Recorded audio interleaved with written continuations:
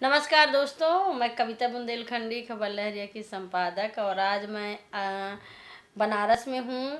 और बनारस में जो सबसे बड़ी संस्था है गुड़िया, उनके संस्थापक हमारे साथ हैं अजीत सिंह भैया जी। मैं आपको बहुत बहुत नमस्कार करती हूँ। जो है राजनीति का गढ़ है, यहाँ पर मुख्यमंत्री भी आते हैं, प्रधानमंत्री भी आते हैं, बड़े बड़े नेता भी आते हैं।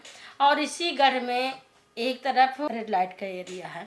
क्या कभी ये बातें राजनीतिक पार्टियां करती हैं, उनके उत्थान की बात करती हैं, उनके विकास की, उनके बच्चों की बात करती हैं? क्या कभी ये राजनीतिक मुद्दा बना है अभी तक में?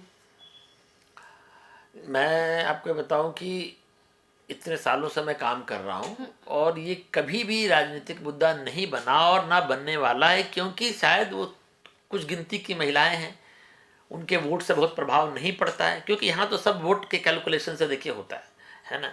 मानवीय संवेदनाएं तो लगभग खत्म सी हो चुकी हैं, मर सी चुकी हैं लोगों की, है ना। मैं इस बात में, मुझे कहने में कोई संकोच नहीं है ना। और कोई भी जो पूरा डेवलपमेंट हो रहा है उसमें इंसान और इंसानियत केंद्र में है ही नहीं। इसके केंद्र में खाली बिल्डिंग है, कार है, ये है, वो है, लेकिन जो जो जो रिश्ते हैं वो सब हाशिए पर जा चुके हैं, है ना।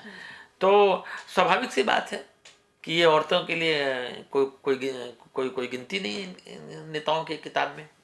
मतलब वो भी तो इस समाज का हिस्सा है। और अगर कोठे वाली बात होती है तो अगर कोठे वाली के पास में जाना तो मर्द ही है, फिर भी इनके मुद्दे क्यों नहीं उठाए जाते? क्या ऐसे कारण है? और क्या आप एज ए लीडर कभी इन मुद्दों को उठाते हैं कि ये मुद्दे उनके घोषणा पत्र में होना चाहिए, उनके चुनावी भाषण में होना चाहिए? देखिए, मैं व्यक्तिगत तो मैं किसी के पास नहीं गया, है ना। मैं इन जनरल इन मुद्दों को उठाता रहता हूँ हमेशा, और हर बड़े मंच पर मैंने उठाया। चाहे आपके साथ बात कर रहा हूँ तभी भी मैं इन्हीं की बात कर रहा हूँ, इन्हीं के पक्ष की बात कर रहा हूँ।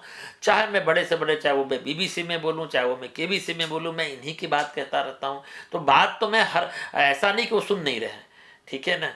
सवाल है कि हाँ, जो पार्टी का कैंडिडेट हमारे यहाँ से लड़ता है उसके दिमाग में तो हम ला ही देते हैं। लेकिन सवाल, जैसे मैंने कहा, सवाल इस बात का है नहीं कि उनको पता नहीं है, सवाल इस बात का है कि उनके केंद्र में वो इंसान और नहीं है।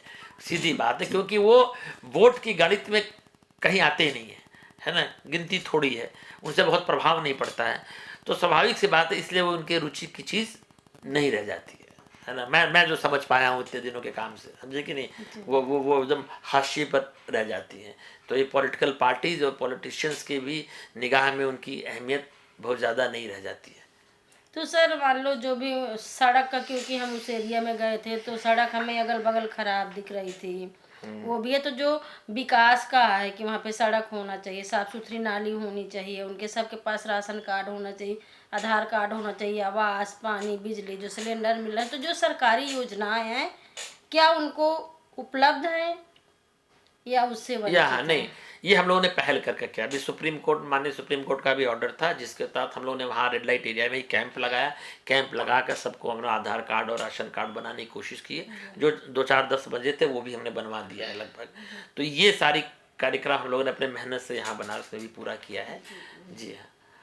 और उनके बच्चों की शिक्षा दीक्षा कैसे होती वो है? तो हम लोग बताइए। पूरे जितने बच्चे हैं लगभग वहाँ पर, हम लोग सबको वहाँ पर एक बच्चों का जो एजुकेशन सेंटर है वहाँ पर ट्यूशन पढ़ाते हैं बच्चों का। फिर हम लोगों ने जो बच्चे थोड़े काबिल हो जाते हैं उनको हमने स्कूलों में नाम लिखवाते हैं। उनकी फ़ीस, उनकी कॉपीज़, उनको ब्रेकफास्ट भी देते हैं, उनको खाना भी देते हैं, उनके होमवर्क कराते हैं। दिन में सेंटर चलता है पढ़ाई का, कंप्यूटर सेंटर भी है, उसमें पूरा थिएटर, म्यूज़िक, आर्ट सब कुछ होता है। तो ये पूरी जिम्मेदारी हम लोगों ने ले रखी है अपने तहत हैं। ये तो रचना का काम हुआ, लेकिन इस रचना के साथ संघर्ष बहुत आवश्यक है, क्योंकि क्रिमिनल्स हैं, क्राइम है। एक्चुअली जो मानव तस्करी का, जो लड़कियों की तस्करी का मामला है, वेश्यावृत्ति का मामला है, ये क्राइम और क्रिमिनल से जुड़ा हुआ है। देखिए, तो बिना आपको लड़े और भिड़े इनको निकलने नहीं देगा वहाँ से। आपको रेस्क्यू करना पड़ेगा, आपको फिर मुकदमे लड़ने पड़ेंगे, उनको फिर आपको उनके पुनर्वासन पर काम करना पड़ेगा। सही जगह, सही हाथ में, सही माँ बाप के हाथ में बच्चे पहुंच जाए वहां तक, तो आखिरी दम तक आपको देखना पड़ेगा। क्योंकि जहां एक जगह भी आपसे त्रुटि होगी तो फिर बच्चों को कोर्ट के माध्यम से वही दलाल वापस ले जाते हैं, है ना। तो मैंने जैसे कहा, एंड टू एंड स्ट्रेटजी, यानी शुरुआत भी करेंगे अगर हम, तो उसको अंजाम तक पहुंचाने का भी आपको जिम्मा लेना पड़ेगा, और जो हम लोग कर रहे हैं। खबर लहरिया, आपकी खबर, आपकी भाषा।